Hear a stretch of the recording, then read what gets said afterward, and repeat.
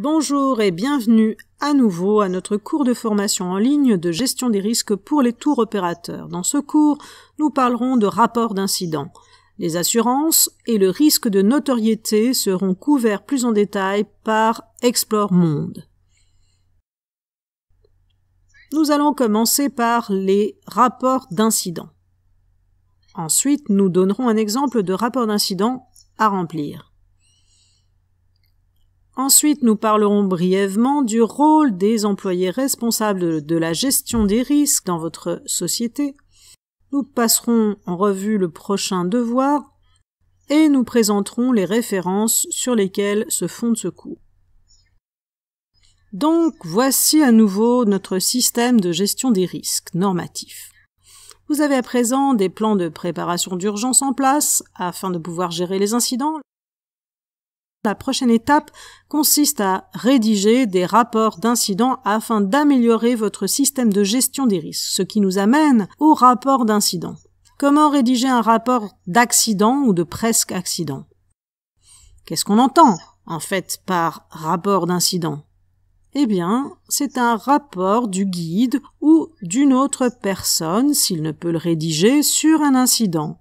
Donc, cela signifie un accident sur votre voyage ou un presque accident durant votre voyage. Donc, que devrait contenir ce rapport? Eh bien, 2 ou 3 choses. Des informations sur l'incident lui-même, quand s'est-il produit, où cela s'est-il produit, comment cela s'est-il produit. Des informations relatives au client, qui a été directement impliqué ou indirectement impliqué dans l'incident. Et finalement, des informations au sujet de ce qui a été fait par le personnel après l'incident. Le guide doit inclure un maximum de détails, donc il nous faut un bon formulaire de reporting pour donner au guide un cadre afin de fournir ces détails importants. Passons maintenant en revue un exemple de rapport d'incident. Donc le rapport d'incident, dans cet exemple, est divisé en 4 parties. La première partie de ce rapport consiste en des informations générales sur l'incident. Donc, remplissons-le rapidement. Rapport rédigé par, disons, par exemple, Amy Adams. Nom du guide. Amy Adams est aussi le guide, ou la guide. Nom du voyage. Il est important de savoir durant quel voyage s'est passé l'incident pour pouvoir évaluer le voyage par la suite. Disons qu'il s'agissait de la visite à pied de la ville numéro 3. Gravité de l'incident. Ici, vous indiquez s'il s'agissait d'un accident, presque accident ou d'un autre type d'événement. Disons que c'était un accident. Date et heure de l'incident. Disons le 1er juillet 2011 autour de 15 heures. Lieu de l'incident. Disons qu'il s'agissait des marches accédant au monument du centre-ville. Description de l'incident. Le client a trébuché sur une marche et a dévalé 4 ou 5 marches. Mesure prise par le guide, donc comment est-ce que le guide a réagi après l'incident? Disons que Amy Adams a donné des instructions au chauffeur pour qu'il reste avec les autres clients, qu'elle a appelé les urgences au 112, et qu'elle s'est efforcée de donner au client un maximum de confort, ensuite accompagner le client dans l'ambulance jusqu'à l'hôpital. À l'hôpital, l'employé du tour opérateur responsable de la gestion des risques a repris le relais. Le guide a rejoint les autres clients pour le dîner aux alentours de 18 heures. Donc la deuxième partie de ce rapport d'incident contient des informations personnelles au sujet du client impliqué dans l'accident. Donc, le nom du client, disons Bill Baker. Son adresse email, bill.baker@email.com. Description de la blessure.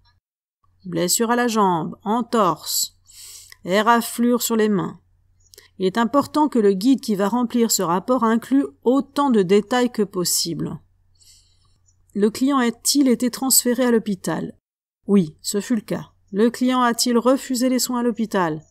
Cela arrive parfois, donc il est important de le consigner dans le cas d'une plainte. Mais disons que non, il ne refusa pas le traitement. Transporté par ambulance? Oui. Un autre moyen de transport? Non. La police a-t-elle été appelée sur les lieux? Non, on ne l'appela pas. Des équipes de secours impliquées? Oui, l'ambulance et les soins paramédicaux. La troisième partie de ce formulaire de rapport d'incident implique les autres clients, donc à savoir les clients qui ne furent pas directement impactés par l'accident. Donc complétons maintenant cette partie du formulaire. Les autres membres du groupe ont-ils eu besoin de soutien post-traumatique? Disons que non. Tous les autres allaient très bien et ne furent pas choqués. Leur a-t-on offert un soutien? Disons que non. Notre guide a oublié et elle a rempli honnêtement son rapport d'incident en disant la vérité. Il est important que les guides ne se sentent pas obligés de mentir. Autre démarche entreprise au sujet des clients. Notre guide, Amy Adams, a écrit « Quand je suis partie pour l'hôpital pour accompagner le client blessé, le chauffeur a ramené les autres clients à l'hôtel. J'ai rejoint le groupe dès que l'employé du tour opérateur responsable de la gestion des risques a pris le relais à l'hôpital, approximativement 3 heures après l'incident. » Donc vous voyez que le guide entre dans beaucoup de détails ici. Les témoins de l'accident. Qui d'autre a vu l'accident? Il pourrait s'agir de quelque chose d'important lorsqu'il s'agit de plaintes au pénal. Disons que ce ne fut que les autres clients. Ici, on écrit leur email et leur numéro de téléphone également. La dernière partie de ce rapport recouvre la dernière partie importante des informations. Donc, par exemple, l'employé du tour opérateur responsable des risques fut-il mis au courant de l'incident? Oui, aux alentours de 16 heures, le jour de l'incident. La compagnie d'assurance du client a-t-elle été informée? Oui, à 15h20, le jour de l'incident. La compagnie d'assurance du tour opérateur a-t-elle été informée? Oui, à 17h, le jour de l'incident. D'autres informations nécessaires? C'est ici qu'il convient d'inscrire toute autre information utile concernant le jour de l'accident. Par exemple, notre guide a écrit « Au début, le client a essayé de poursuivre l'activité et j'ai dû insister pour appeler une ambulance. » Ce détail pourrait être important si, par exemple, le client veut entreprendre une action légale à votre encontre. La signature de la personne qui a rempli le rapport ici. Le rapport doit évidemment être signé, la signature du guide, à moins qu'il ne s'agisse de la même personne que la précédente. Donc, cette partie reste vide dans notre cas, et finalement, les démarches réalisées après l'incident.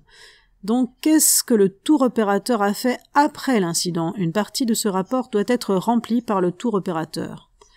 Donc, par l'employé responsable de la gestion des risques. Il doit être indiqué ce qui a été fait pour réduire les risques de ce que cet accident se passe à nouveau. Dans ce cas, les procédures opérationnelles normatives ont été mises à jour. Le guide doit aviser les clients de prendre garde à ne pas trébucher sur un sol irrégulier ou des marches. Donc le personnel sur le terrain, habituellement les guides doivent remplir le rapport d'incident. Mais quel est exactement le rôle de l'employé responsable de la gestion des risques? Que se passe-t-il avec les rapports d'incident une fois qu'ils sont remplis? Avant de répondre à ces questions directement, voyons tout d'abord pourquoi les rapports d'incident sont importants. Tout d'abord, les rapports d'incident jouent un rôle important dans le cas de poursuite à votre encontre. Explore Monde vous donnera plus de détails à cet égard par la suite. Les rapports d'incident vous permettent également d'évaluer le système d'évaluation des risques. Lorsque vous lisez un rapport d'incident, vous pouvez voir si votre système de gestion des risques est efficace ou s'il nécessite des améliorations. Lorsque les accidents se produisent, vous pouvez vous demander si votre évaluation des risques est à jour. Pourquoi l'accident est-il arrivé? Y a-t-il de nouveaux risques dans vos visites? Les anciens risques doivent-ils être reconsidérés? Les anciens risques doivent-ils être reconsidérés? Après avoir lu un rapport d'incident, vous pouvez décider de mettre à jour votre évaluation des risques. Les rapports d'incident peuvent également vous montrer si vos procédures opérationnelles normatives fonctionnent. Il faut vous demander, Pourquoi l'accident est-il arrivé? Faut-il mettre en place de nouvelles procédures et règles en place pour minimiser les risques? Après avoir lu un rapport d'incident, vous pourrez considérer de mettre à jour vos PON. Finalement, vos rapports d'incident peuvent vous montrer si vos procédures de préparation en cas d'urgence sont utiles. Votre personnel est-il préparé à gérer les urgences? Après avoir lu le rapport d'incident et avoir vu comment votre personnel a réagi après l'accident, vous devez savoir si votre préparation en cas d'urgence pour cette urgence en particulier doit être ou non mise à jour. Donc quel est exactement le rôle de l'employé responsable de la gestion des risques? L'employé responsable de la gestion des risques doit collecter et stocker les rapports d'incident. Pour des raisons légales et d'assurance, il est très important de collecter et de stocker tous les rapports d'incident, car les démarches légales sont souvent entreprises plusieurs années par la suite. L'employé doit également analyser le rapport d'incident en répondant aux questions du transparent antérieur et mettre à jour votre système de gestion des risques lorsque nécessaire. Donc cela inclut de mettre à jour l'évaluation des risques, ou les PON, ou les plans de préparation en cas d'urgence, ou les trois. Finalement, votre employé doit communiquer et distribuer l'objet de votre rapport d'incident à vos guides. Vous pouvez voir que les rapports d'incident sont principalement un outil visant à améliorer. Il est important pour vous que vos guides sachent que l'outil est là pour améliorer les choses et non pas pour rejeter la faute sur quiconque. C'est important de le faire savoir pour que les guides remplissent les rapports honnêtement et correctement. Maintenant, passons rapidement en revue le prochain devoir. Pour le prochain devoir, veuillez remplir un formulaire d'incident pour votre société. Vous pouvez télécharger une grille de rapports d'incident sur notre site internet pour vous guider. Veuillez ensuite nous envoyer vos devoirs à l'adresse suivante: riskmanagementfortourism@gmail.com. Voici nos références pour ce cours. Merci de votre attention.